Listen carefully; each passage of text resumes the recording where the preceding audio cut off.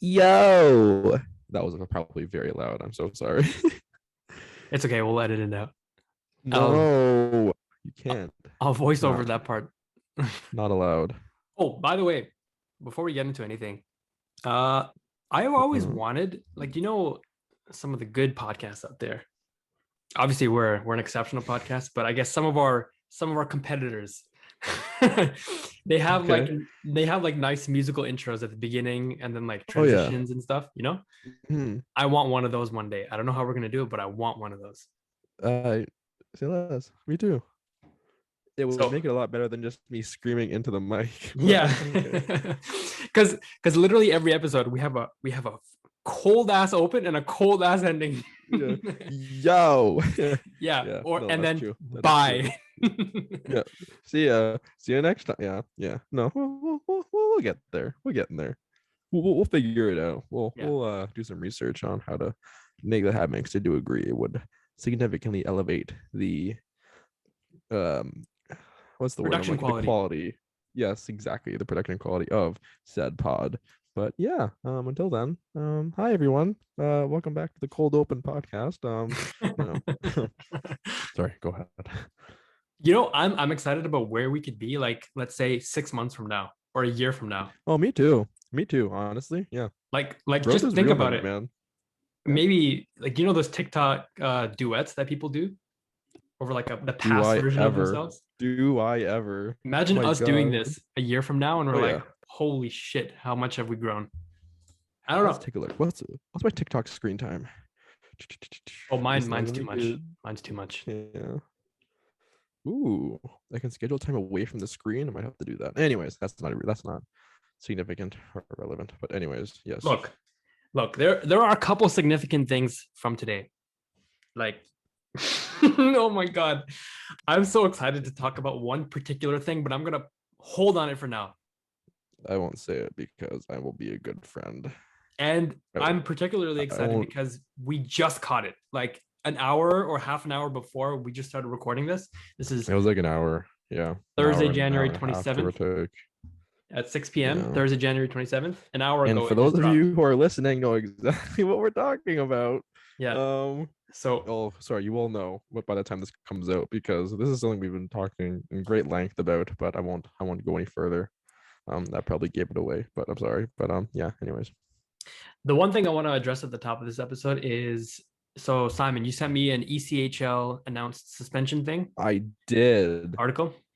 I did earlier today because I was bored and I was procrastinating all my schoolwork because I'm a bad boy, especially today.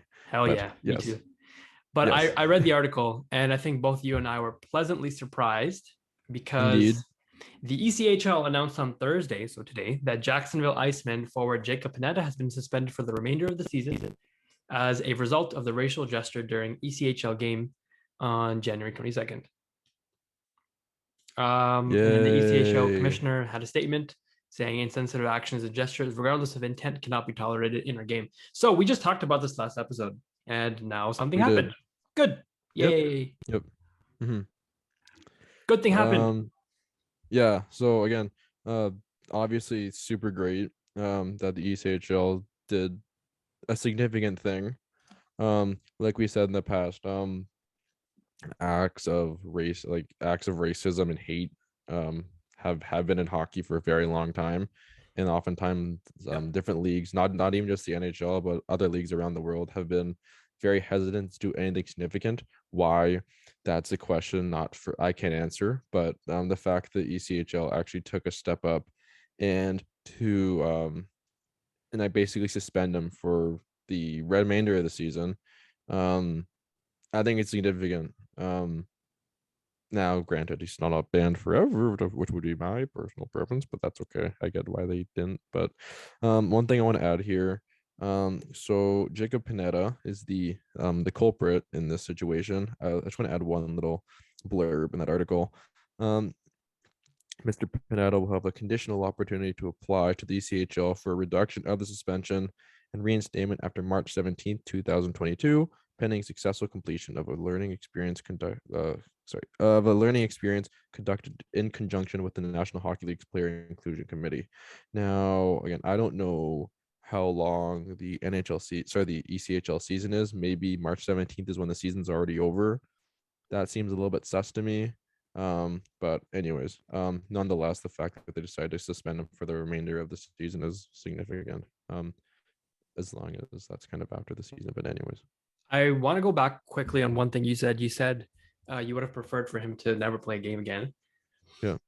So I've toyed with that idea as well. I'm like on the fence. In Mhm. situations like these, especially in the ECHL, the players are very young, I think, right?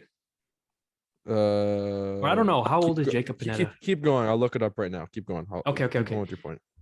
So when it comes to age, I think, sorry, when it comes to any issue or whether it's regarding racism or any Jacob Panetta crime, is 26 years old. okay, never mind then. I was going to say that if someone is below the age of 20, in my opinion, or even I'd go as far as like 22, 23, they're very immature, whether they like argue against that or not. And your brain is still Mhm. developing. And so you're a young adult, you're a teenager, you're still learning everything. And I want to give the benefit of the doubt to people that age that they will change if given proper guidance. So that's why I'm like, Mhm. if he was young, then okay, cool. Yeah, I'm okay with it being a suspension of this many games, and then later on you get to play again.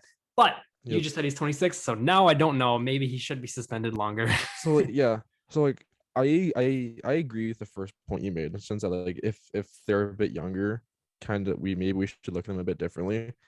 I agree with that to a certain extent. I just think that there's some things that you go through in life where it's just common sense.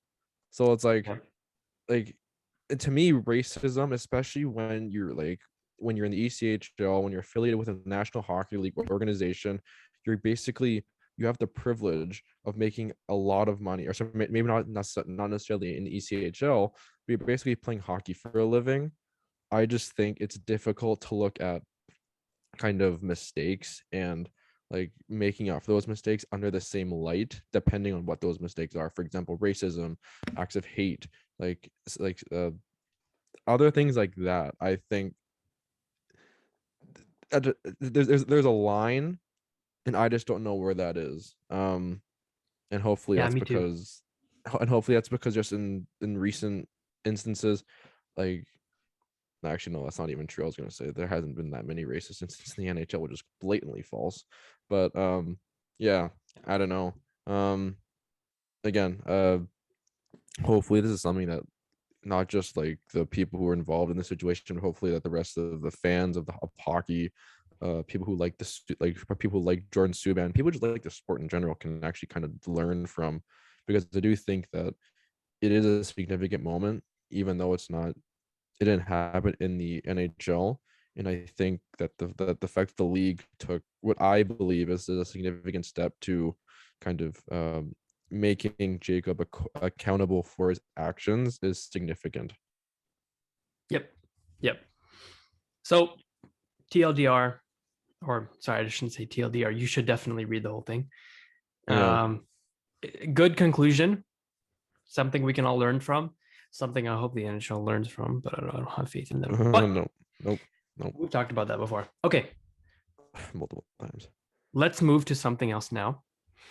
Um, something just happened an hour ago. I'm gonna tease it a little bit. Oh. Okay, you know what? Okay, I'm gonna address this situation now from a different perspective than what we've addressed it previously. Okay. That's probably a good idea, actually. Yep. Go ahead. So I'm not gonna talk about like the doom and gloom of why Evander Kane. There, I said it. His name, Evander Uh, Kane. I'm not gonna yeah. I'm not gonna rub it in our faces again why he's such a bad guy. We all know that already. Okay, we know he's a dick. Okay, But hold on. Before you go on your rant, just give me 1 second. okay, So now that you did bring it up, I'm just gonna quickly go over the headline. So for those of you who are unaware, at about an hour ago, Evander Kane signed with the Edmonton Oilers. This isn't really news. This is something that's been rumored for about 2 weeks now. We talked about it 2 podcast episodes ago. Um, so again, this isn't new. It happened. This is prophesized a long time ago. Um, yep. so he's going to make $750,000. That's the veteran's minimum. That's the same amount that Jason Spezza is making. He is receiving a 625,000 signing bonus. Thousand Yeah, million. yeah. Could you? I swear to God, a $625,000 signing bonus, and his cap hit will be about 2.1 million. Mhm. This is the interesting part to me. It includes a no movement clause, so he's not getting traded. I believe that means it can't be waived. I can't remember that 100%, but he's basically making cap hit of about around 2 million, no movement clause, and he's basically making veterans minimum. Yeah. So Evander Kane is now on the relatively west coast with the Edmonton Oilers. It's not really west coast. I'll just say Alberta, but fuck nowhere. The thing I wanted to mention was, Hmm. so this fucking guy. How can you possibly have more things to say about Evander Kane, given all the time we've spent talking about in the last like 3 episodes? Okay, not anything bad. I'm gonna highlight Okay. the Sorry, reasons why I think, or why we all think Edmonton signed him. This guy is an elite left winger in the National Hockey League. He is really okay. Maybe not elite. He's very good. He's very good. I think he's an all-star caliber. I just don't think he's elite. Fine. He's I think not that elite. is fair. Correct. I agree with you there. He's not elite, That's my opinion. but he is a first-line left winger on most teams in the league. I can agree with that. Go ahead. This guy, I'm just gonna go back all the way to his Atlanta days. Oh boy. Okay? 66 games, 26 points. Okay, that was his rookie season. We'll forget that. He broke out onto the scene in 11-12, Winnipeg. 74 games, 30 goals, 27 assists, 57 points. Phenomenal. Wow. Yeah. Lockout shortened season, he was okay. Next season, he was okay. His last season in Winnipeg, 37 games played, 10 goals, 12 assists, 22 points. So just over half a point a game. So he started to taper off. Then he goes to Buffalo, 35 and 65, then 43 and 70, then 40 and 61. Buffalo's garbage, and they've been for like a decade and a half. So I'm going to forget that. But then he goes to the San Jose Sharks, 14 points in 17 games. He helps them on their playoff run that season, 17-18, right? Did the Sharks go deep during 17-18? I can't remember. I don't think so. Not particularly far, I don't think. But anyways, go ahead. Next season after that, 56 points in 75 games. Again, a 30-goal season. Following season, again in San Jose, 64 games, 26 goals, 21 assists, 47 points. That's the COVID-shortened season. Yep. And then 2021, 22 goals, 27 assists, 49 points in 56 games. Okay, I'm just reading a bunch of numbers for you guys right now, but basically in 2017, 2018, the San Jose Sharks went to the second round. They beat the Ducks in the first round, swept them, and then lost to the Vegas Golden Knights in 6 games. I remember that now. The Knights choked, but also the refs helped them choke, I guess. Okay. Yes. Evander Kane, what can we say from these numbers that I just listed, Simon? What would you say? It's a good goal scorer, man. Very good goal scorer. He's fantastic. Puts up a lot of goals. I will say inconsistent is another thing I'll say. Relatively. Kind of. Based off of yes. Not. Don't get me wrong. His last like 4 years he's been in the league. Last 3 years has been, especially with the San Jose Sharks, he's been remarkably consistent. But before then, all over the place. That's my point. Like, and again, like 20 goals, 28 goals, 20 goals, 9 goals, 9 goals in 17 games. But that's still very good. He basically had 30 goals in 17-18. So scores goals. Yeah. Good player. Okay, you brought up something that I now want to go in a different direction, because I think this is an even more important point. The team that he did really well with was San Jose. Yep. I was just about to bring that up. Yep. San Jose during his time on the Sharks, so 17-18, 18-19, they were great. The San Jose Sharks were great. They only recently had a tremendous fall from grace this season or last season. Yeah. And that's when Kane was not really involved with the team anymore. Mm-hmm. Right? But the team that he performed exceptionally well on were early in his career, the Winnipeg Jets, and then San Jose Sharks. Yeah. Do the Edmonton Oilers in their current form compare to those teams in terms of structure, in terms of how good the team is around Evander Kane, or are the Oilers better than those teams were? I'm really glad you brought this up because there's one point that I wanted to bring up when we talked about the Oilers, which I didn't even get to, and I think this is a very relevant point talking about Evander Kane. The reason I think that this point is significant is because when we talk about the San Jose Sharks, one thing that I think needs to be said about that team, they had an incredible amount of leadership on that team. Joe Thornton, not Evander Kane. Yep. Joe Thornton, Joe Pavelski. I think Patrick Marleau was there when Evander Kane was there. Mm-hmm. Mark Edward Vlasic, Yep. Eric Carlson. Like there are a number. There are so many players on that team that has either been the captain of an NHL team or have been an assistant captain of an NHL team. But when you contrast that to the current state of the Edmonton Oilers, I am a firm believer the Edmonton Oilers don't have an ounce of leadership in that locker room. Not at all. Connor McDavid is an exceptional hockey player. He's the best player in the world. I will stand by that statement, but I think he is one of the worst leaders in the NHL. And simply put, like if you just look at him, I just don't think he has any personality. Like he's a robot.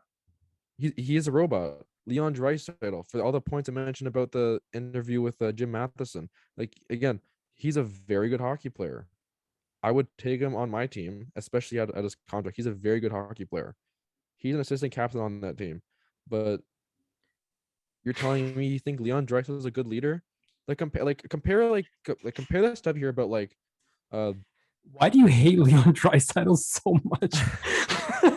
Because man, no, but no. I mean serious. Like if you compare like Leon Draisaitl and Connor McDavid, again, I'm gonna put Leon Draisaitl in the same boat as Connor McDavid because again, when he's like the Evgeny Malkin of the Edmonton Oilers in the sense that like he's the second best player on the second best player on the team.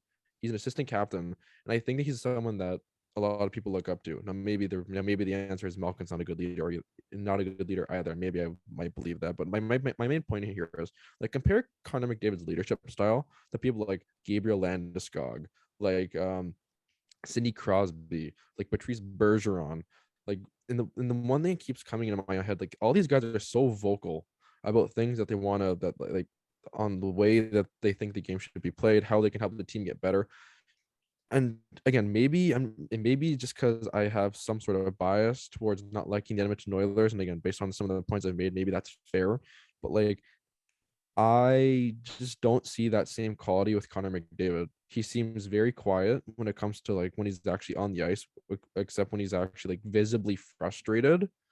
But like he doesn't seem like he communicates a whole lot.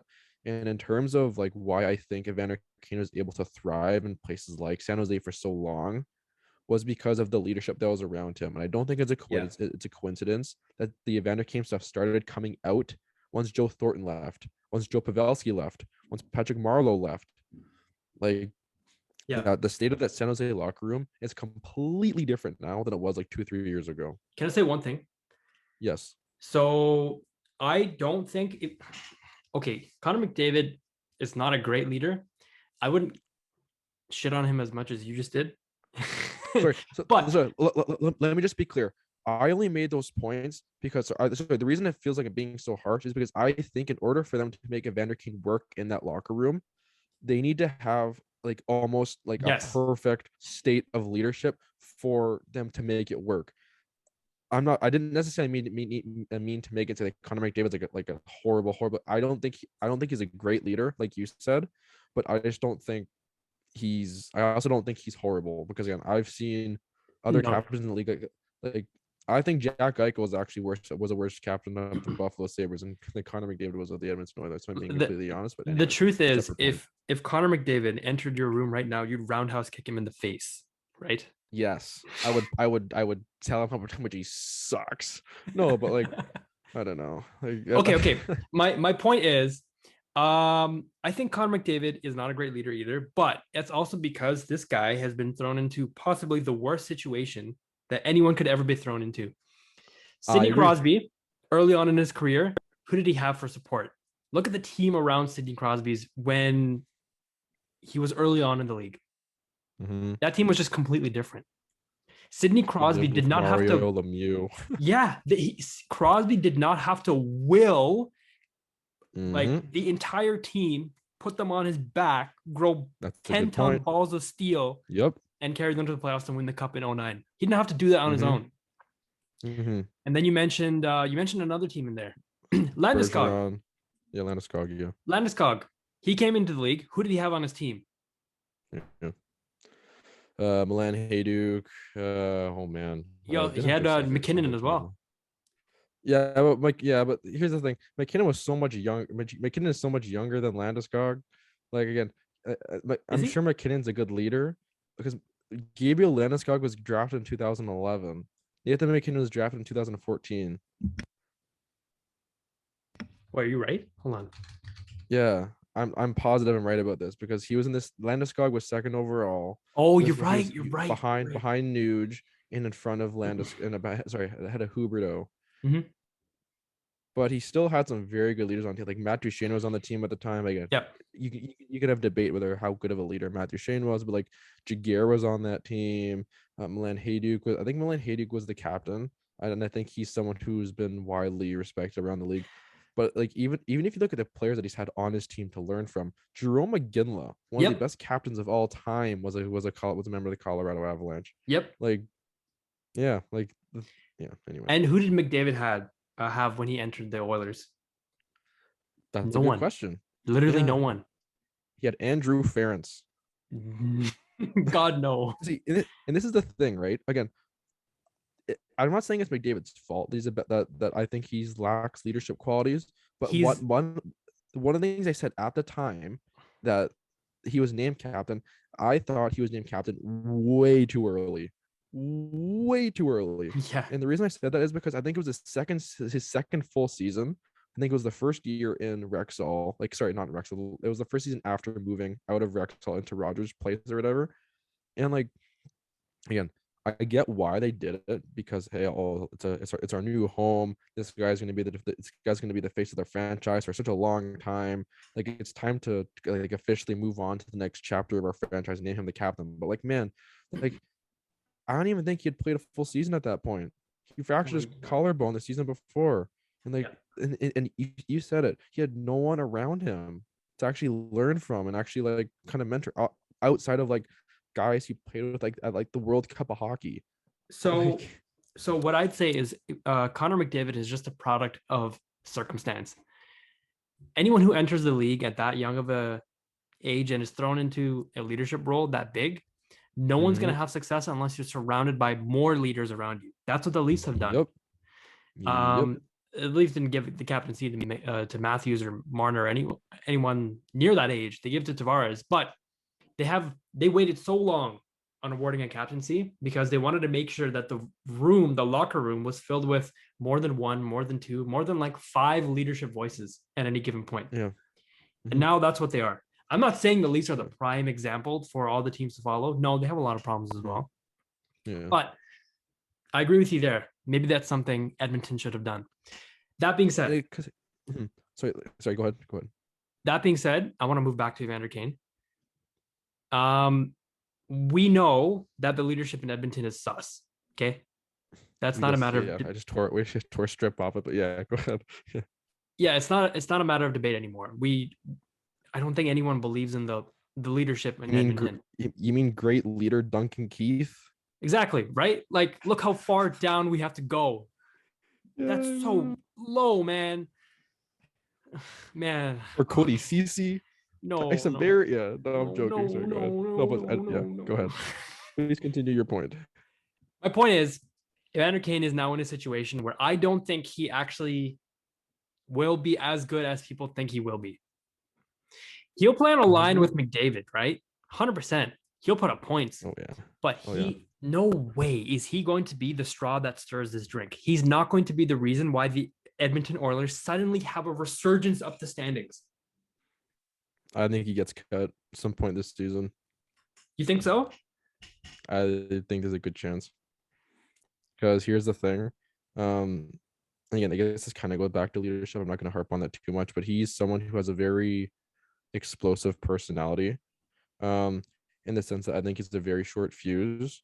We've Man, seen some of the we've seen some of the videos of him circulating around the internet in terms of stuff with his wife.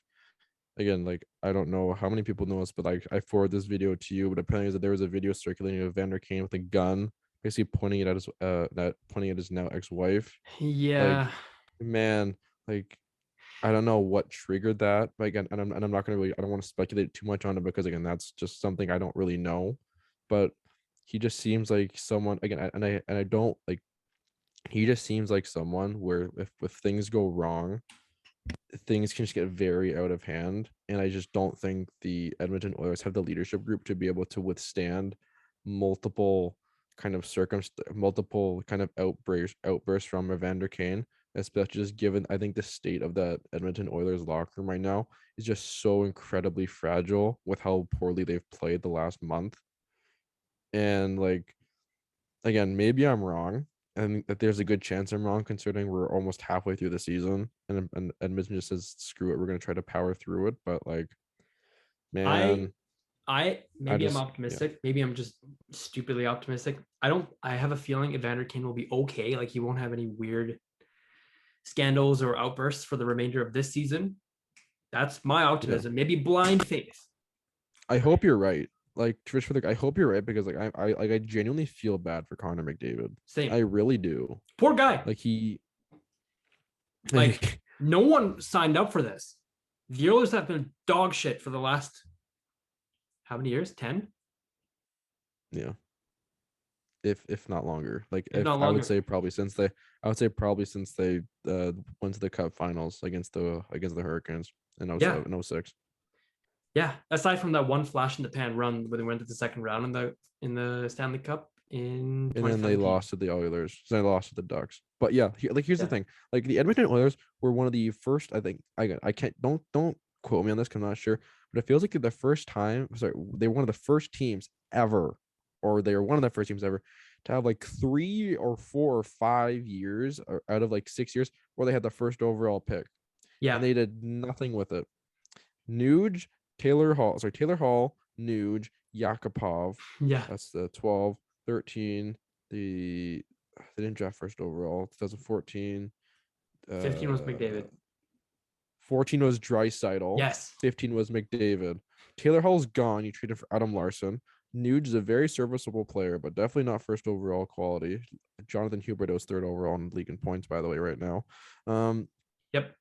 like man, like Drysaitel and McDavid have been very good players, but like you had 3 other first round picks, first overall picks, not first round, first overall picks, and you're Can seriously I telling me that you couldn't make a legitimate contender like in that window? can I make a bold take? Yes. Bold prediction? I think unless the Oilers pull off some miracle run this year, which I doubt they will, Nope. I think McDavid's gone within 2 seasons. I don't know about that. I'd And here, say sorry. And here's I'd say go ahead. 2025 max. He's gone. If the Oilers continue to be this bad, man, I'm standing by They that. will be. Like Here. no one, Okay. no one's Here. gonna Okay. spend that much time in the league on a struggling team who's now so desperate that they have to sign this controversial ass dude. Yeah. You know what I mean? I Again. think McDavid, Yeah. whatever he said on the press conference last week about like, oh yeah, Evander Kane, he's a good scorer. He'll definitely help our team. That's coming from someone who is desperate as shit. Ken Yeah. Holland, desperate. McDavid, desperate. McDavid wants Mhm. to win so badly that he's willing to accept the consequences of saying something as boneheaded as that in a press conference. Think about how desperate you have to be to Yeah. just to win a And I'm hoping. game. Yeah. And I'm hoping that that's where that came from because again, I voiced my concerns about those quotes earlier in a previous episode. But yeah, like so looking at his contract. So he has after this year's 1, 2, 3, 4 years left, cap hit of $12.5 million. In terms of actual cash, it's $12 million next year, 11 after that, 10 after that, 10 after that. So it was so his contract was front loaded, not super front loaded, but like the cash is coming down after this year. So again, manageable. The reason I'm hesitant to say that Connor McDavid gets traded is just I think it's so difficult for any team to make a trade like this work because Connor McDavid's the best player in the league right now. And like in order to make $12.5 million in salary work where you're exchanging different pieces and everything, because again, if you said around 2025, his contract expires after the 2025-2026 season. So if that's the case, I could fully just see him kind of just saying, I'm not gonna request anything. I'm gonna go on the free agent market. I'm gonna control my own destiny. Maybe so. Like it's and like I'm gonna go make it big. I'm gonna go like with the highest bidder. Yeah. I don't know. But again, I do think you're right in the sense I think there's no doubt in my mind that he's like on Connor McDavid's Wikipedia page at the end of his career. There's going to be more than one team beside his name in terms of teams that he's played for. 100%. Because again, at this point, the Edmonton Oilers, like it's sad to think that they're basically going to have to go through yet another rebuild potentially because of the way that they've managed their roster. Anyways, this definitely didn't we didn't mean for this to basically turn on a shitting on the Oilers rant, but like I think everything we've brought up is relevant when it comes to talking about the whole saga with Evander Kane. Yeah, look, the fact that you're signing Evander Kane, I'm not going to sugarcoat it. I'm going to say it again. You're desperate. Okay. We talked about this last episode or a couple episodes ago. Everyone in Edmonton right now just wants to win a game. They want to win games. They want to win something in the playoffs. They're starved. So the fact that they have to get Evander Kane to potentially quench their thirst just means something about what that market is going through right now. I told you, man. I think Ken Holland's gone by the end of the year. I think so too. I said that, and I stand by that because I don't think this is sustainable. I also want to say one thing. I was right. About.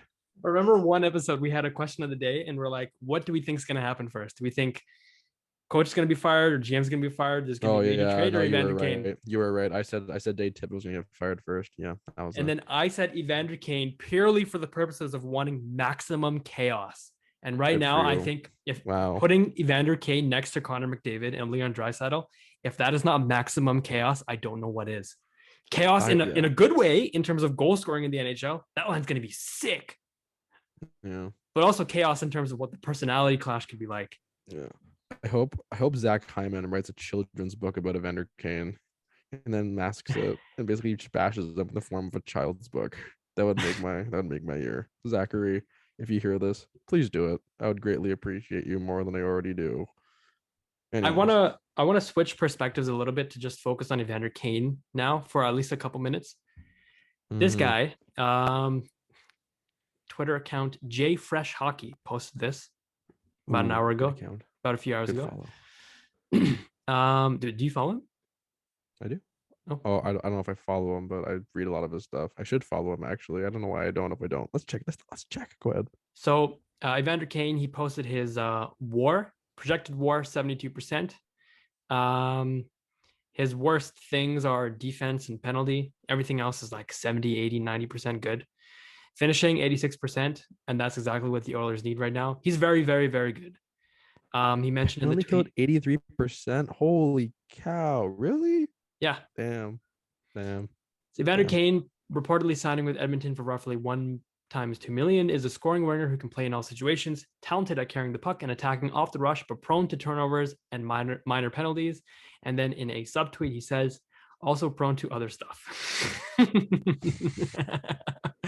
Very funny. Factual. Very factual. Kind of funny, but also sad, but also facts. Yes. Yeah. Look. There's one thing I want to add here. Evander Kane is signing for how much? League minimum, basically, right? $750K. Yep. But he has a signing bonus, $625K, which tells you what? He wants money. Okay, yeah, I know he wants money. But there were other teams involved here. Yep. If the Oilers were the only team, all they had to give him was the base salary. Yep.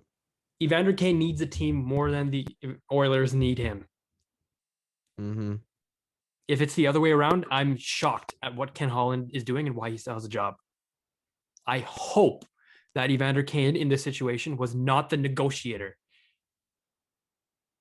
I'm going to The fact that you're giving this clown a job, Ken Holland, Mm-hmm.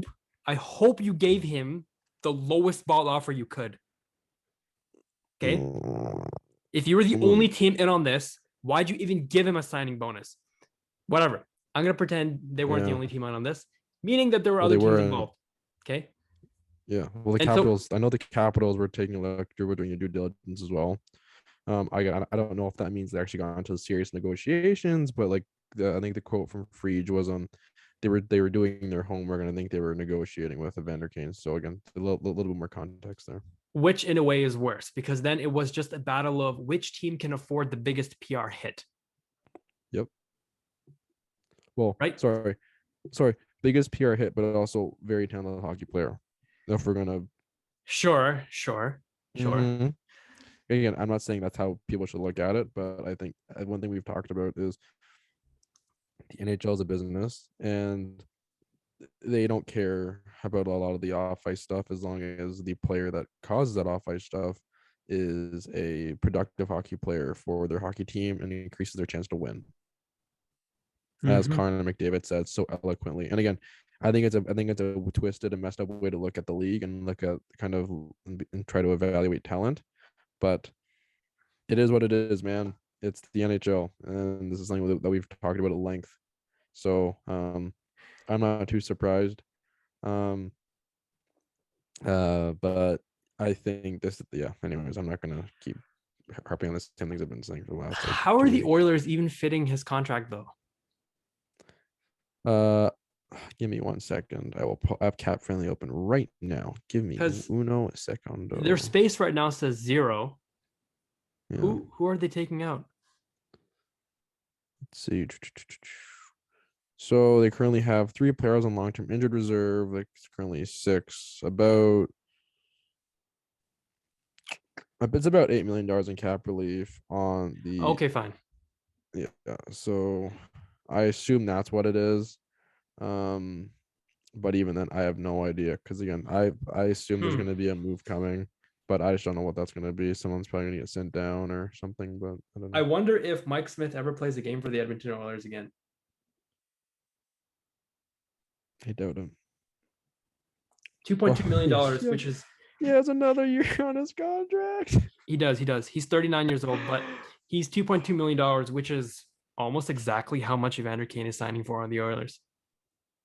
Which is kind of curious. It is kind of curious. But I don't know. I think there's also a good chance they just shell off some of the players I have on the current roster, like Devin Shore, Colton Sevier. Like these guys aren't doing anything for you, man. And if you're so, and again, I don't know, man. It's just wow. I keep looking at this Oilers cap friendly and I keep thinking how poorly this team is managed. Oh my god. Can I throw in a question of the day now? I'm gonna throw one in. Yes, you can. Why do I keep asking you for permission? I'm going to. Okay. Go ahead. Oilers right now, they played 38 games. They have 42 points. Yeah. Can you predict where they're going to end this season? Okay, give me 1 second and quickly pull up the standings just so I can actually accurately kind of give my take here. Right now, they're 4 points back of a playoff spot from Calgary, which has 46. So this is going to be a scorching hot take, like scorching. I don't know if it is scorching. I think Edmonton finishes second last in their division. I think Vancouver leapfrogs them the rest of the season. Interesting.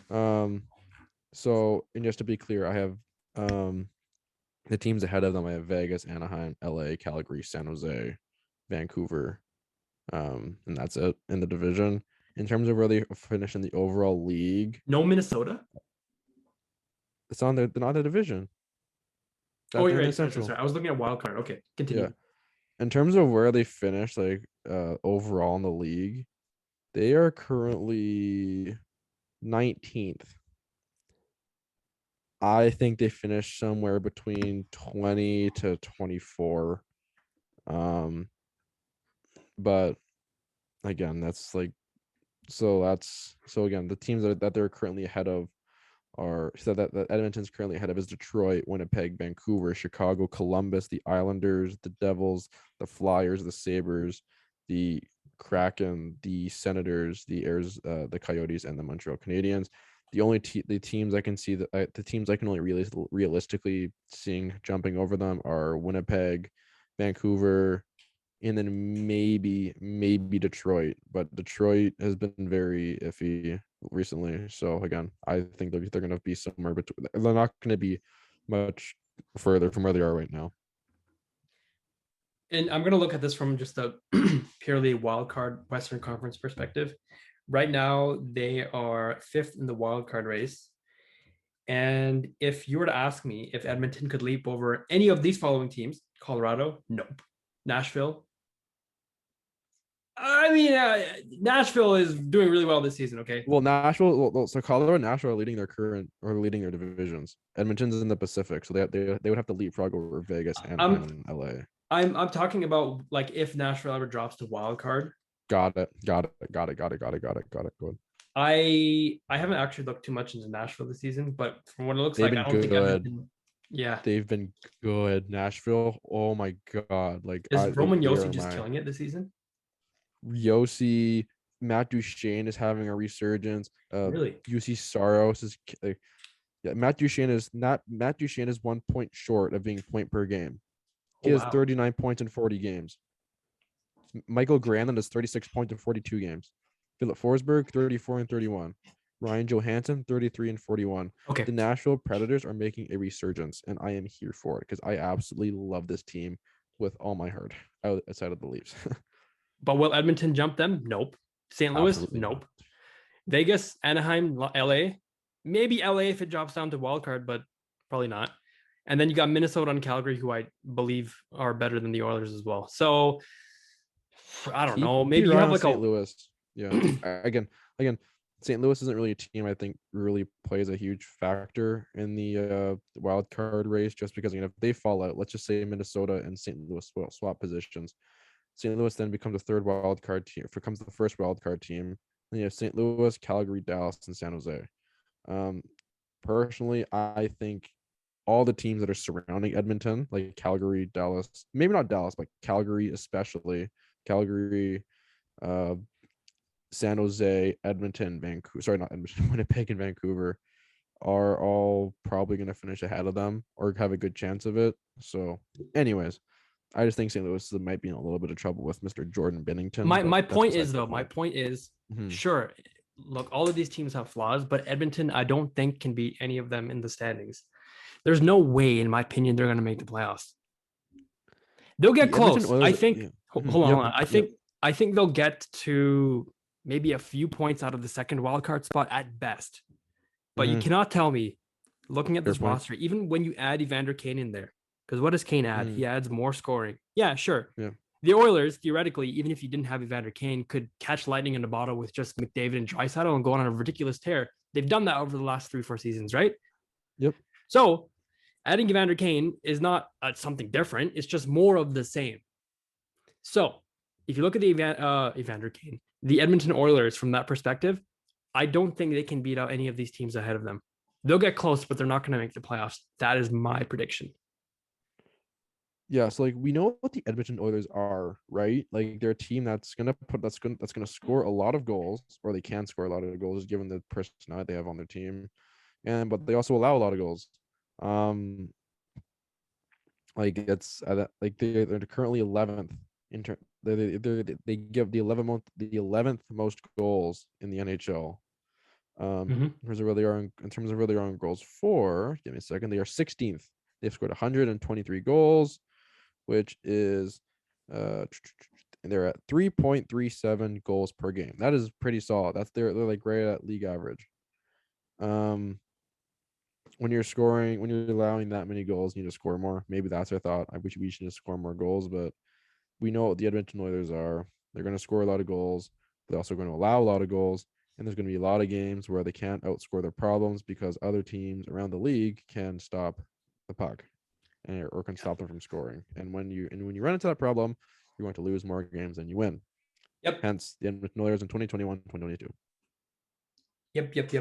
Take it from a Leafs Yes. fan. We've seen Leafs iterations of Leafs teams that can only score. And I'd go up till just last season, the Leafs had very, very terrible defense. The Leafs had Tyson Barrie and Cody Ceci, and Edmonton took them and paid them more. Yeah, that's crazy. What was our defense day? I think it was Justin Hall. Oh my God, no, it wasn't even Justin Hall because that was when Babs was coaching. So Justin Hall was locked in a cardboard box. If you go to the series versus Columbus, it was Riley, Ceci, Muzzin Hall. Was it?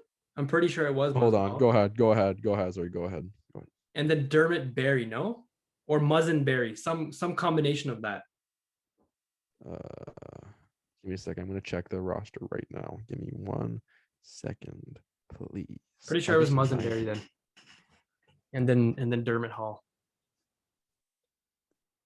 But either way. Yeah, sorry, go ahead. I'm more curious for myself now.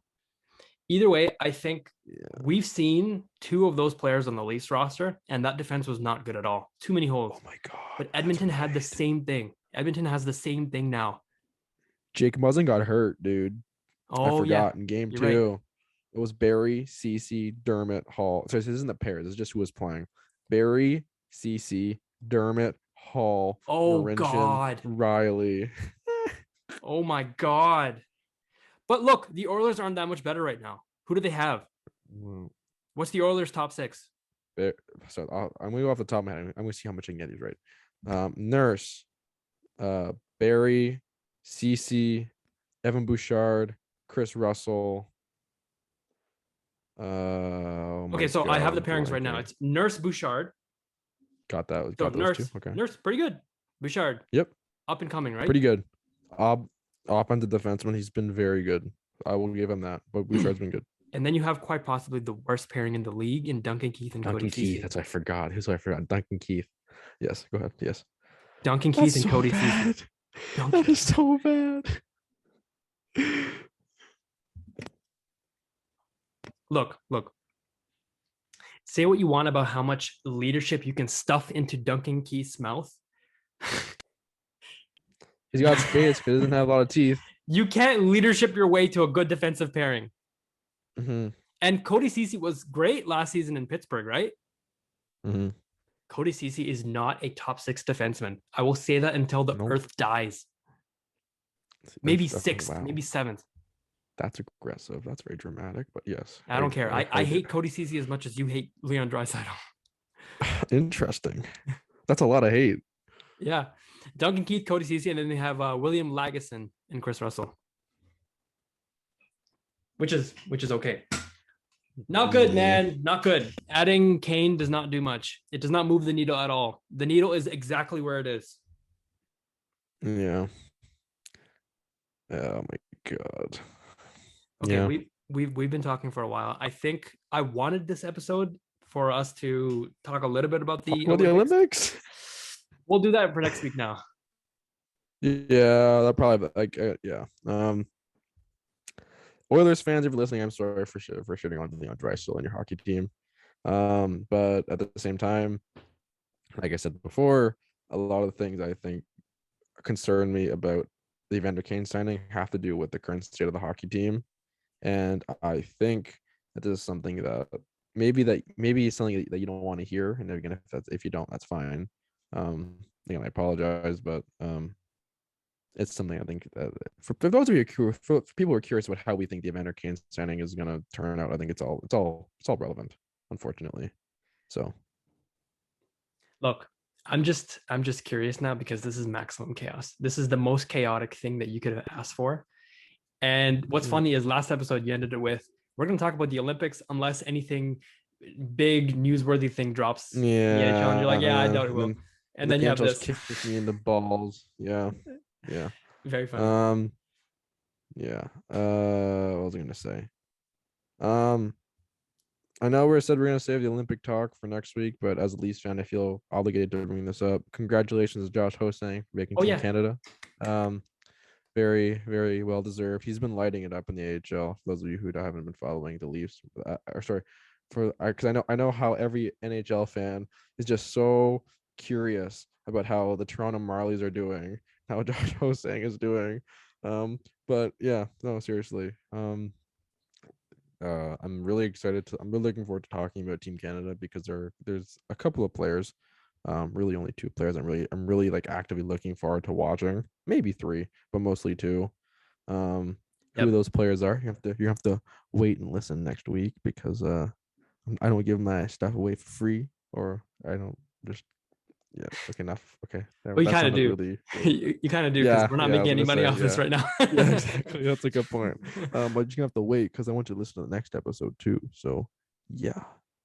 Yeah. So I think when we record our next one, it'll be February 1st. That's still before the Olympics start. What we can do then is we'll go through some of the rosters, some of the players we're familiar with, and then we'll give our predictions for what we think the men's and women's teams will end up. This is the fun part about, in my opinion, about the NHLers not being at the Olympics. We have a good opportunity to kind of sit down and learn about the Yeah. players that actually aren't in the. And again, I'm all for the whole best on best tournament thing, but I guess in my own mind, it's never like if they're gonna make the World Cup of hockey like a regular thing, I don't really understand why they're gonna feel like they need to do both. It just seems really repetitive. Anyways, Yeah, I know. that's a whole nother thing. That's a whole nother thing for another day. Go IOC. Uh, Go Also, it is IOC. kind of yeah. Also, it is kind of interesting how um the NHL decided not to go to the Olympics, and now it feels like COVID's really calming down again, right before the Olympics start. So I I think know. I'm pretty sure the Olympics start like next week. Yeah, February 4th. Oh no, or February 9th. So I thought it was the 2nd of February today because you brought 4th. up the Feb 4th. 4th. Oh, okay, yeah, interesting. Okay, cool. Let me just check right now. Yeah, Feb 4th. But there's a curling game on Feb 2nd, actually. Okay, yeah. I don't. I was gonna try to be like, oh, you know how much I love my curling, but I can't even do that. I just, I'm all Okay, anyway, sarcasmed out for today. you want an outro? You've been listening to. Yeah, no. Well, again, hopefully sooner rather than later we can come up with some intro and outro music, but at least for now, we'll see you on Wednesday. No, Tuesday. I'll see you on Tuesday for some scintillating Olympic discussion Hell yeah. regarding the Olympic rosters and some Olympic projections. I almost said predictions, but projections Both. for where each team will land and who we are most looking forward in watching. Oh my god, I can't. Like English is hard. Oh my god.